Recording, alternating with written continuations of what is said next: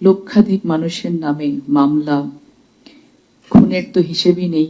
এই ধরনের অনেক মানবতা বিরোধী অপরাধ যখন একটি পর্যায়ে এমন পর্যায়ে পৌঁছে গেছে যে যেটা তখন এফেক্টেড হতে শুরু করেছে পুরো দেশের মানুষ, তখন কিন্তু আসলে ওই আমি থেকে আমরা থেকে আমরা সকলেই মাঠে নেমে এসেছি।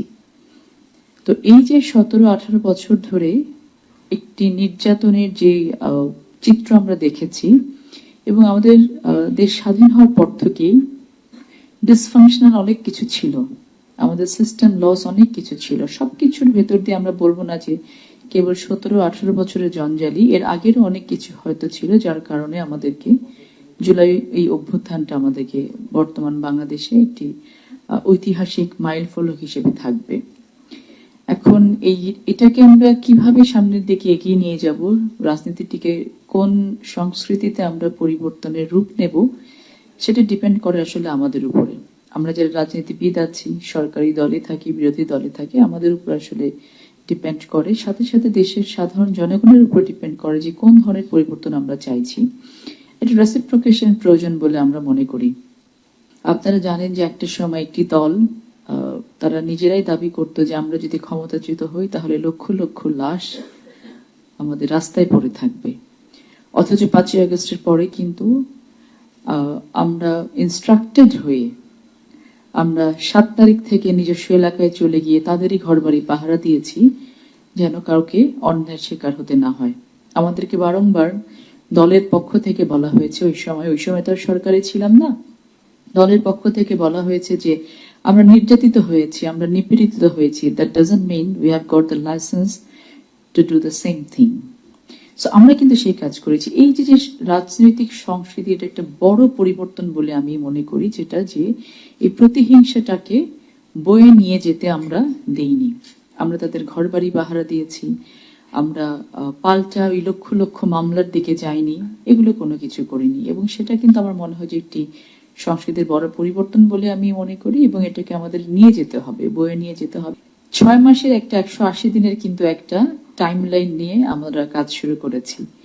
আমি মনে করি যে এই 180 দিনের টাইমলাইনটা যে শুধু আমাদের জন্য ছিল তা না, পুরো দেশের জন্য ছিল। যে আমরা যেমন নিজেদেরকে প্রস্তুত করার চেষ্টা করেছি, আমরাও চেষ্টা করেছি যে একেবারেই ভঙ্গুর একটি দশা থেকে, একটি রাজনৈতিক প্রেক্ষাপট থেকে বাংলাদেশকে আগে স্টেবল করা, তারপর স্টেবল অবস্থা থেকে আস্তে আস্তে দাঁড় করানোর জন্য 180 দিনের একটি টাইমলাইন নিয়ে আমরা কাজ করার চেষ্টা করেছি। আমি মনে করি যে সেই জায়গাটাতে আমরা একে অপরকে বোঝা, আন্ডারস্ট্যান্ডিং লেভেলটাকে অনেক বেশি গ্রো আপ করা। আমরা চেয়েছি আমাদের যা আছে, যারা আছেন, একটা সময় কি ছিল যে একটি দল পরিবর্তন, ক্ষমতা পরিবর্তন হওয়ার সাথে সাথে বিগত দলের সকল কিছু ভ্যানিশ করে দেয়া। আমরা কিন্তু সেগুলো কোনো কিছু করিনি। বিভিন্ন জায়গা থেকে ছাঁটাই বাছাই, চাকরিচ্যুত করা, কোনো কিছুই কিন্তু বর্তমান সরকার করেনি। বর্তমান সরকার দুহাত বাড়িয়ে আন্তরিকতার সাথে পুরো বাংলাদেশকে ওয়েলকাম করেছে, প্রত্যেকটা সেক্টরকে ওয়েলকাম করেছে যে লেটস জাস্ট আমরা আসুন, আমরা আগে দেশটাকে বাঁচাই। এবং এটাকে আমি মনে করি অনেক বড় সংস্কৃতির একটি পরিবর্তন। সাংবাদিকদেরকে বলেছি, আমরা বিভিন্ন পেশাজীবীদেরকে বলেছি, শিক্ষকদেরকে বলেছি যে আমরা যে যেখানে আছি সেখান থেকে আমরা যেন আমাদের দেশটাকে বাঁচানোর জন্য এগিয়ে আসতে পারি, কাজ করতে পারি। আমাদের অনেকগুলো প্রজেক্ট আছে, ফ্ল্যাগশিপ প্রজেক্ট বর্তমান সরকারের, যেটা আমরা 31 দফার মাধ্যমে আমরা সেগুলো জনগণের কাছে নিয়ে গেছি এবং জনগণকে বলেছি যে আমরা, আপনারা যদি আমাদেরকে নির্বাচিত করেন, আমরা এগুলো নিয়ে আপনাদের সামনে আবার ফেরত আসবো। এবং মাহাদি ইতিমধ্যে বলেছে যে তার ম্যাক্সিমাম কাজগুলোতে আমরা হাত দিয়েছি এবং আমরা চেষ্টা করছি সফলতার সাথে যেন কাজগুলো করতে পারি, ট্রান্সপারেন্ট ওয়েতে যেন কাজগুলো করতে পারি। One of the main flagship projects is family card. আমরা সেটা চেষ্টা করছি যতটা স্বচ্ছতার সাথে নিশ্চিত করা যায়। বারংবার বলেছি এটা ইটস অ্যান ইউনিভার্সাল প্রজেক্ট, এবং এটাতে কে কোন মতে বিশ্বাস করছেন, কোন মাটি, কোন মার্কাতে ভোট দিয়েছেন, এটা ডিপেন্ড করবে না যে তিনি ফ্যামিলি কার্ড পাওয়ার যোগ্যতা অর্জন করবেন কি করবেন না। সো ইটস মেথড, যে মেথডের মধ্য দিয়ে আমরা প্রক্সিমিন টেস্টের মধ্য দিয়ে বেনিফিশিয়ারি সিলেক্ট করে এটা আমরা বেনিফিশিয়ারির কাছে সরকারের কোষাগার থেকে 2500 করে টাকা আমরা মাদের হাতে পৌঁছে দিচ্ছি, যেন আমাদের দেশের নারীদেরকে অর্থনৈতিক এবং মানসিকভাবে স্বাবলম্বী করা যায়। বর্তমান সরকার আরো কি সরকার বা আমি সরকার না বলি, বর্তমান আমল বলি, যে বর্তমান আমলে আর রাজনৈতিক সংস্কৃতির কি পরিবর্তন এসেছে বলে মনে করি? বড় একটি পরিবর্তন, যে বড় বড় অনেক মেগা প্রজেক্ট ইনভেস্ট না করে মানুষের জীবন মানের উপরে, জীবনের উপরে ইনভেস্ট করা হচ্ছে, যেখান থেকে টাকা বিদেশে পাচার হবে না, যেখান থেকে দেশের টাকা দেশের ভেতরে রোল ওভার হবে।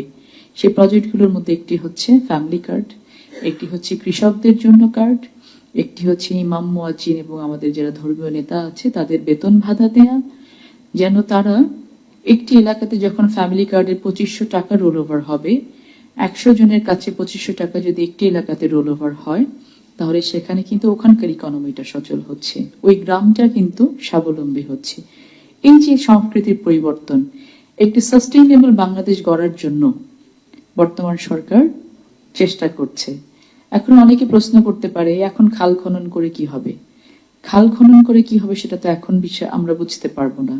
যখন খরার মৌসুমে আর পানির অভাব হবে না, বেশ কয়েক বছর পরে, তখন এই খাল খননের বেনিফিটটা পাবো। একটি গাছ যখন আজকে আমি চারা রোপণ করছি, এর ফলটা তো আমি আজকে পাবো না। বর্তমান সরকার চেষ্টা করছে যে ভেঙে পড়া বাংলাদেশকে নিজের পায়ে দাঁড় করানোর।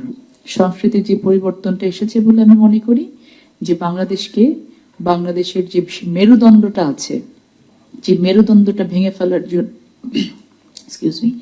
মেরুদণ্ডটা ভেঙে ফেলার জন্য অত্যন্ত সুপরিকল্পিতভাবে, সিস্টেমেটিক্যালি, ডেলিবারেটলি সকল ইনস্টিটিউশনটিকে ধ্বংস করা হয়েছিল, সেই মেরুদণ্ডটাকে সোজা করে দাঁড় করানোর একটি কালচার বর্তমান সরকার শুরু করছে। আমরা বলছি না আমরা সকল ক্ষেত্রে সার্থক হয়ে গেছি। 6 months very limited time period যেটাকে অ্যাসেস করার জন্য বা জাজ করার জন্য, but we have the intention, আমাদের খুব পরিষ্কার ইন্টেনশন, খুবই ট্রান্সপারেন্ট ইন্টেনশন, আমাদের নিয়তটা সবার সামনে খুব পরিষ্কার। এখন যদি সকলের কোঅপারেশন পাই, আমরা মনে করি যে যে কাজগুলোতে আমরা হাত দিচ্ছি, এই কাজগুলো নিয়ে এগিয়ে যেতে পারলে বর্তমান বাংলাদেশে আমরা একটা পর্যায়ে নিতে পারবো যেখান থেকে বাংলাদেশ দাঁড়িয়ে সামনের দিকে দৌড়াতে পারবে। আমাদেরকে অনেক অত্যাচারের শিকার হতে হয়েছে, অনেক নির্যাতনের শিকার হতে হয়েছে, আমরা যেন সেই নির্যাতনগুলো ভুলে না যাই। জুলাই অভ্যুত্থানের যে স্কিমটা, যে মেন স্পিরিটটা, যে আমরা একটি বৈষম্যহীন বাংলাদেশ করতে চাই, এবং এই বৈষম্যটা সব লেভেলে। আপনারা দেখেছেন যে গত সপ্তাহে নারীদের জন্য একটি বাস নামানো হয়েছে, পিঙ্ক বাস। আমি দেখেছি যে এই জায়গাটা নিয়ে অনেক ধরনের বিরূপ মন্তব্য এসেছে সামাজিক যোগাযোগ মাধ্যমে। আমি অবাক হয়ে গেছি যে এটা কেন হবে। সো এই যে বিতর্ক করার জন্য বিতর্ক, বিরোধিতা করতে হবে এই জন্য বিরোধিতা, এই জিনিসগুলো থেকে আমাদেরকে সরে আসতে হবে। অ্যাপ্রিসিয়েশনের কালচারটা আমাদের তৈরি করা উচিত। আপনারা আমাদের পার্লামেন্টের কালচারটা দেখেছেন, অত্যন্ত চমৎকার একটা পরিবেশে দুটো সেশন আমরা পার করেছি। 3rd সেশন আমাদের শুরু হতে যাচ্ছে 27 তারিখে ইনশাআল্লাহ। আমরা চাই যে পুরো বাংলাদেশে এই কালচারটা ডেভেলপ করুক।